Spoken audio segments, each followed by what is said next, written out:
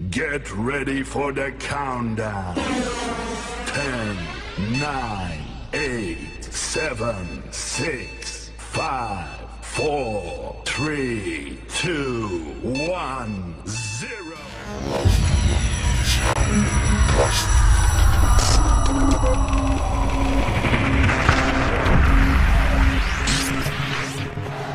Assalamualaikum warahmatullahi wabarakatuh. Halo teman-teman semua, jumpa lagi bersama kami. Nah, hari ini kita akan membahas tentang konsep dan proses penilaian pembelajaran tematik. Tapi sebelum itu, kami memperkenalkan diri dulu ya. Halo, saya Jamila dari PGMI 3. Halo teman-teman, perkenalkan nama saya Nur Afia dari Prodi PGMI 3. Hai, saya Ilmayani dari PGMI 3. Untuk itu silahkan simak percakapan antara Mila, Ilma, dan Fia berikut ini untuk menambah pemahaman teman-teman sekalian mengenai konsep dan proses penilaian pembelajaran tematik. Fia, Mila, bisakah kamu menjelaskan apa yang dimaksud dengan penilaian pembelajaran tematik? Di bagian mana yang tidak kamu mengerti? Apa itu penilaian pembelajaran tematik? Penilaian dalam pembelajaran tematik adalah suatu usaha untuk mendapatkan berbagai informasi secara berkala, berkesinambungan, dan menyeluruh tentang proses dan hasil dari pertumbuhan dan pengembangan yang telah dicapai oleh anak didik melalui program kegiatan belajar.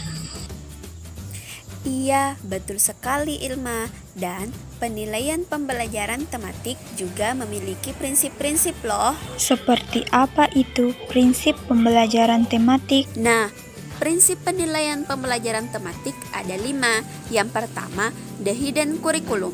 Anak tidak hanya terpaku pada penyataan atau pokok bahasan tertentu.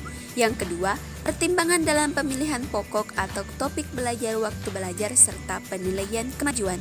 Yang ketiga, lingkungan belajar di kelas memberikan kebebasan bagi anak untuk berpikir dan berkreativitas. Yang keempat, masyarakat sekitar membuka dan memberikan wawasan untuk pengembangan pembelajaran di sekolah.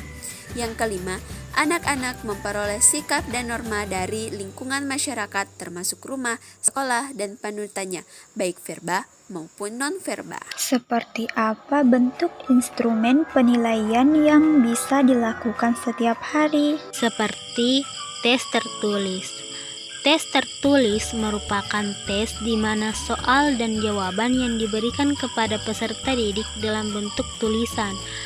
Dalam menjawab soal, peserta didik tidak selalu merespon dalam bentuk menulis jawaban, tetapi dapat juga dalam bentuk lain, seperti memberi tanda, mewarnai, dan sebagainya.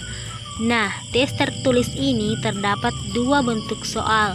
Yang pertama, soal dengan pilihan jawaban seperti pilihan ganda, 2 pilihan benar atau salah, ya atau tidak, menjodohkan.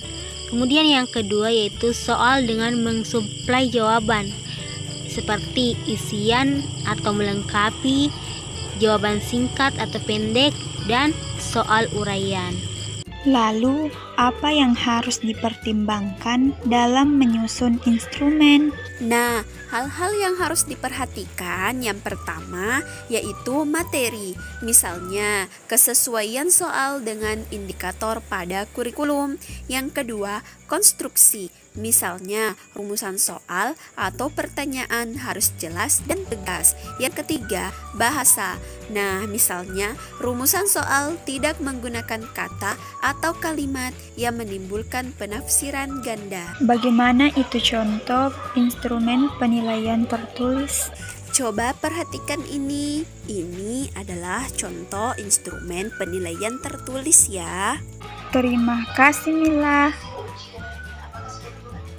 Terima kasih Fia. Aku jadi tahu tentang penilaian pembelajaran tematik.